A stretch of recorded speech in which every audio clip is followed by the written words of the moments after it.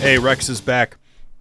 I'm gonna do something different here. I'm gonna try favorite album covers because Duff and I always talked about doing this, and finally I can probably get a chance to do it because I'm doing videos now instead of just doing audio. We always thought it'd be stupid to talk about visual album covers in an audio format. So now that I'm doing a little bit of a video, we'll try this.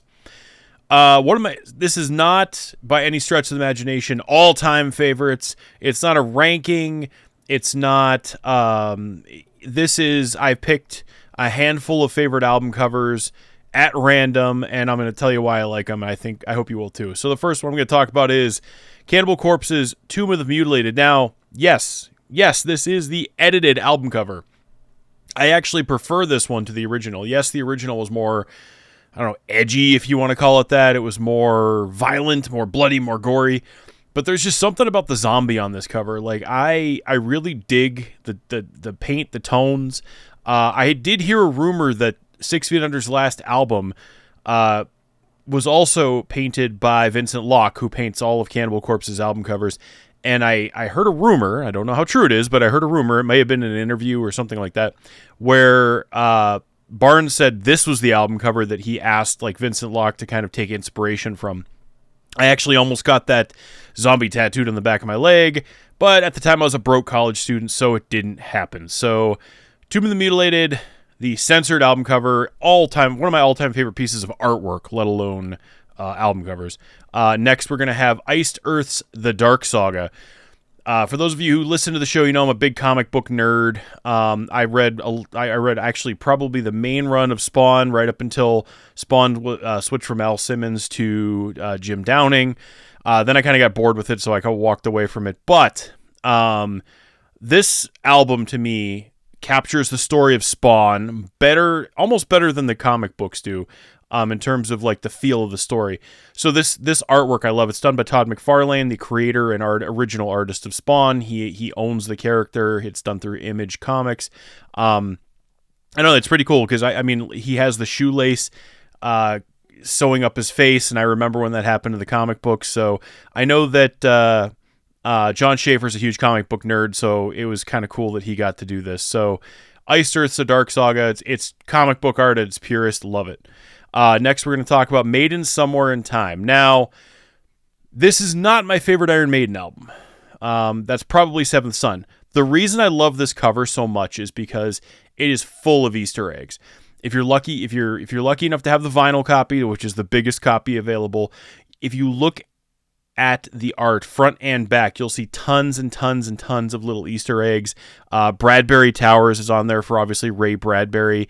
I think if you look closely somewhere, the TARDIS is there from Doctor Who. I'm not a Doctor Who fan, but this thing is packed with science fiction Easter eggs. So it's not just an album cover that's a cool piece of Eddie art, which it is, but it also has tons of those little Easter eggs. It's really cool that they put those in there. So this is definitely one of my favorite Maiden covers. Another thing I wanted to mention was I also only limited it to like one per band, at least for now, because I don't want to say, oh, here's some of my favorite album covers, and then talk about 5 different Iron Maiden covers or 5 different Cannibal Corpse album covers or whatever. So for right now, Maiden Somewhere in Time. Check it out if you can find a big image of it. So like the CD, it's kind of hard to see. Cassette's even harder, obviously. But if you have the vinyl, or if you can get like a super high res image of the front and back, it's really cool to try and pick out all the Easter eggs you can find. Next, we're going to go with one of my all-time pieces of artwork, Mortician's Darkest Day of Horror. I don't know, there's just something about this cover. The blues, the zombie coming at you. When I saw this album cover, I would have, had I not known who Mortician was, I would have bought it on sight. But this, I don't know, there's just something about this artwork. And again, a lot of it is the artwork itself. It's not necessarily the album with Spawn, with Iced Earth. It was a little different. I attach it to the subject matter of the album. But there's just something about this album cover that I absolutely love. So Darkest Day of Horror by Mortician. One of my all-time favorite pieces of artwork. I would love to get a print of this and have it in my house. Next and last is going to be the Scorpions Blackout. A lot of people think that that is Rudolf Schenker, but that is actually not Rudolf Schenker, even though he does appear as this character. I think in the No One Like You video, maybe I think it's No One Like You, or maybe it's Rocky Layer. Either one of the music videos off of this album, Rudolf Schenker plays this character, but it's actually the artist who just coincidentally looked a lot like Rudolf Schenker. The artist's name escapes me. As you can tell, I'm not researching these or getting a ton of notes on these. I'm just kind of turning on the camera and giving you my honest feedback.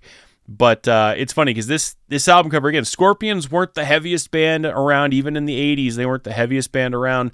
And I feel like this album cover, if you didn't know who the Scorpions were and you were to find this today here in the 2020s, you might actually think like, whoa, dude, this is probably like some like thrash metal album or death metal album or something like that. I don't know.